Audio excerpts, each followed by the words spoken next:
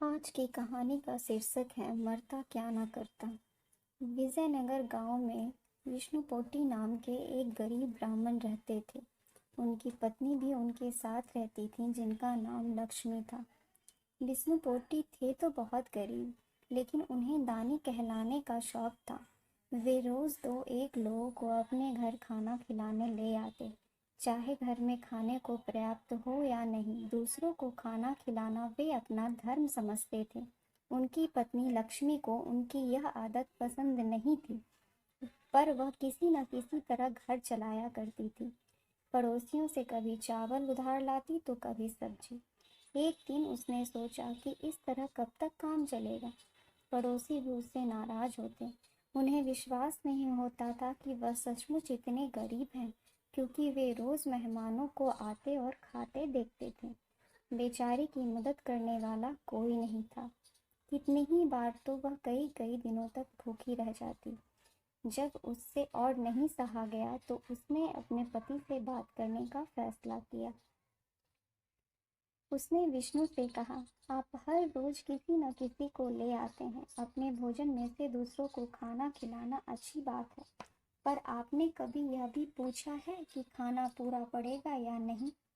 हम ठहरे गरीब, जो रूखा सूखा जुटता है वह हम दोनों के पेट भरने को तो काफी नहीं होता, फिर दूसरों के लिए रोज रोज कहाँ से आएगा। मैं अपना हिस्सा उनको खिला देती हूँ और खुद भूखी रह जाती हूँ। मुझसे अब और नहीं सहा जाता। आप लोगों को कृपया कर अब घर बुलाना बंद कर दें। लेकिन विष्णु पर इसका कोई असर नहीं हुआ। अगले दिन रोज की तरह वे दोपहर को दो अजनबियों के साथ भोजन के लिए घर पहुंचे। लक्ष्मी ने जब दूर से ही उन्हें आते देखा तो फिर घबरा गई। उसने सोचा कि आज फिर वह भूखी रह जाएगी, लेकिन अचानक उसे एक उपाय सूझा। विष्णु ने मेहमानों को हाथ जोड़कर कहा, आप बैठिए, मैं अभी हाथ मुंह धोकर आता हूँ। विष्णु के जाने के बाद लक्ष्मी धान कूटने का मूसल उठा लाई और उसे दीवार के सहारे टिका दिया। उसके बाद उसने दीपक जलाकर मूसल के आगे रख दिया। मूसल के चारों ओर दो चार फूल भी डाल दिए और सामने हाथ जोड़कर बैठ गई। वह ऐसी जगह बैठी थी जहां से दोनों अतिथि उसे आसानी से देख सकें। अतिथियों ने उसे देखा तो हैरान रह गए। मूसल की पूजा करते उन्होंने आज तक किसी को नहीं देखा था। दोनों आकर लक्ष्मी के पास खड़े हो गए। वह ध्यान मग्न बैठी थी। उसने आंखें खोली और सिर घुमाया तो देखा वे दोनों ही अतिथि वहां पे खड़े थे। एक ने पूछा, आप मूसल की पूजा क्यों कर रही हैं? लक्ष्मी ने आंखों में आंसू भरकर कहा, मैं आपको कैसे बताऊं, लेकिन आपको तो बताना ही पड़ेगा, क्योंकि इसका संबंध आपसे ही है। अब तो वे दोनों भेद जानने के लिए लक्ष्मी के पीछे पड़ गए। लक्ष्मी ने कहा, पहले आप वादा कीजिए कि आप मेरे पति को कुछ नहीं बताएंगे। दोनों ही अतिथियों ने वादा किया। लक्ष्मी कहती है, मेरे पति दानी आदमी हैं। वे मेहमानों को घर बुलाकर खाना खिलाते हैं और खाना खिलाने के बाद उन्हें इसी मूसल से खूब पीटते हैं। कहते हैं यही उनका धर्म है। मैं खाना तो बनाती हूँ, लेकिन मारने पीटने से मेरा कोई संबंध नहीं है।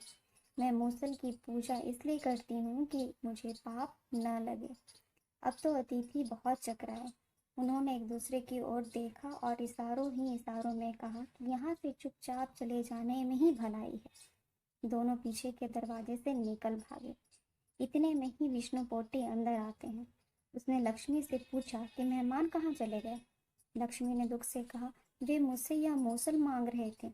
मैंने कहा, मेरे घर में एक ही मूसल है, मैं नहीं दूंगी। बस वे नाराज होकर चले गए।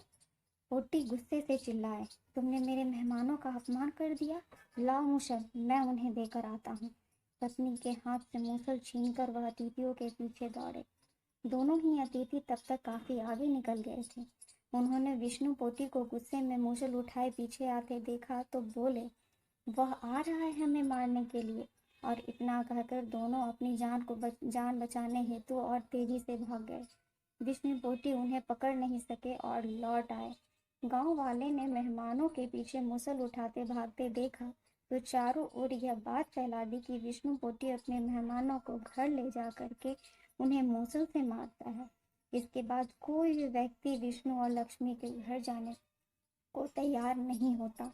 विष्णुपोटी को पता ही नहीं चला कि यह चाल लक्ष्मी की थी, और लक्ष्मी को इसके बाद फिर कभी भी भूखा नहीं रहना पड़ा।